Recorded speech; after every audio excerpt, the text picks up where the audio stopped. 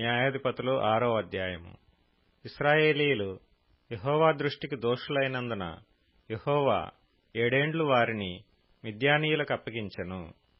మిద్యానీయుల చెయ్యి ఇశ్రాయేలీయుల మీద హెచ్చాయెను గనుక వారు మిద్యానీయుల ఎదుట నిలవలేక కొండలోనున్న వాగులను, గుహలను, దుర్గములను తమకు సిద్ధపరచుకొనిరి.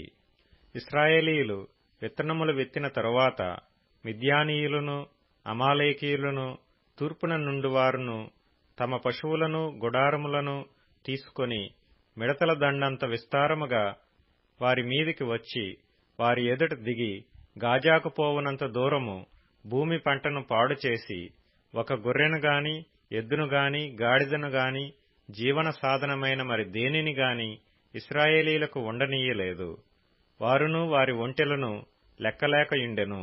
దేశమును పాడు చేయుటకు వారు దానిలోనికి వచ్చిరి. ఇశ్రాయేలీయులు మిద్యానీయుల వలన మిక్కిలి హీనదశకు వచ్చినప్పుడు వారు యెహోవాకు మొరపెట్టిరి. మిద్యానీయుల వలనే బాధను బట్టి ఇశ్రాయేలీయులు యెహోవాకు మొర్రపెట్టగా యెహోవా ఇశ్రాయేలీయుల యొద్దకు ప్రవక్తనొకని పంపెను. అతడు వారితో ఈలాగు ప్రకటించెను. ఇశ్రాయేలీయుల దేవుడైన యెహోవా సెలవిచ్చినదేమనగా, నేను ఐగుప్తులో నుండి మిమ్మును రప్పించి దాసుల గృహములో నుండి మిమ్మును తోడుకొని వచ్చితిని. ఐగుప్తీయుల చేతిలో నుండియు మిమ్మును బాధించిన వారందరి చేతిలో నుండియు మిమ్మును విడిపించి మీ ఎదుట నుండి వారిని తోలివేసి వారి దేశమును మీకిచ్చితిని. మీ దేవుడనైన యెహోవాను నేనే. మీరు అమోరీయుల దేశమున నివసించుచున్నారు. వారి దేవతలకు భయపడకుడి అని మీతో చెప్పితిని గాని మీరు నా మాట వినకపోతిరి. యెహోవా దూత వచ్చి అబీయెజ్రీయుడైన యోవాషునకు కలిగిన ఓఫ్రాలోని మస్తకి వృక్షము క్రింద కూర్చుండెను.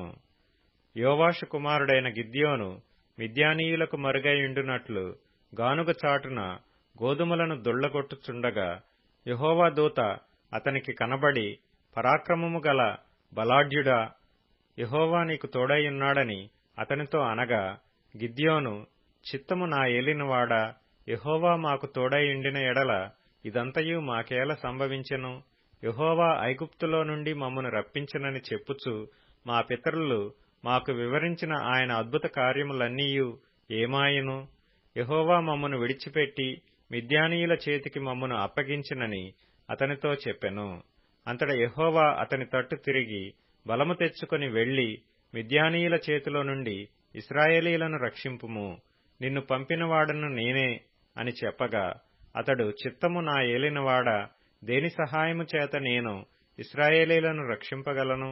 నా కుటుంబము మనష్షే గోత్రములో ఎన్నిక లేనిదే. నా పితరుల కుటుంబములో నేను కనిష్ఠుడినై ఉన్నానని ఆయనతో చెప్పెను.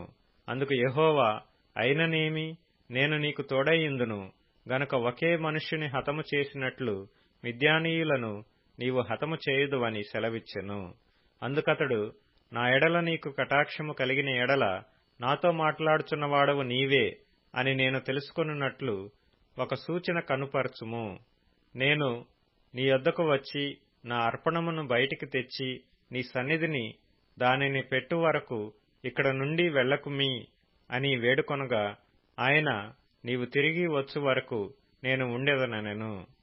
అప్పుడు గిద్యోను లోపలికి పోయి ఒక మేకపిల్లను, తూమెడు పిండితో పొంగని భక్ష్యములను సిద్ధపరచి ఆ మాంసమును గంపలో ఉంచి అది వండిన నీళ్లను కుండలో పోసి ఆయన కొరకు ఆ మస్తకి వృక్షము క్రిందకి దానిని తీసుకొని వచ్చి దగ్గర ఉంచగా, దేవుని దూత ఆ మాంసమును పొంగని భక్ష్యములను పట్టుకొని రాతిమీద పెట్టి నీళ్లు పోయమని అతనితో చెప్పెను.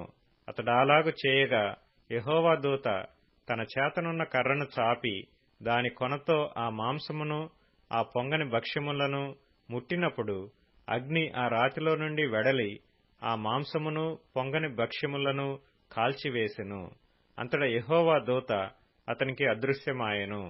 గిద్యోను ఆయన యెహోవా దూత అని తెలుసుకొని, అహహా, నా ఏలినవాడా యెహోవా, ఇందుకే గదా నేను ముఖాముఖిగా యెహోవా దూతను చూచితినెను.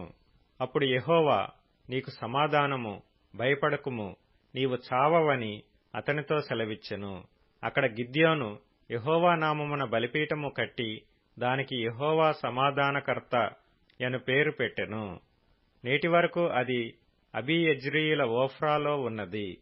మరియు ఆ రాత్రియందే యెహోవా నీ తండ్రి కోడెను అనగా 7 ఏండ్ల రెండవ ఎద్దును తీసుకొని వచ్చి నీ తండ్రి కట్టిన బయలు యొక్క బలిపీఠమును పడగొట్టి దానికి పైగానున్న దేవతాస్తంభమును నరికివేసి తగిన ఏర్పాటుతో ఈ బండకొనను నీ దేవుడైన యెహోవాకు బలిపీఠము కట్టి ఆ రెండవ కోడెను తీసుకొని వచ్చి నీవు నరికిన ప్రతిమ యొక్క కర్రతో దహనబలి నర్పించుమని అతనితో చెప్పెను.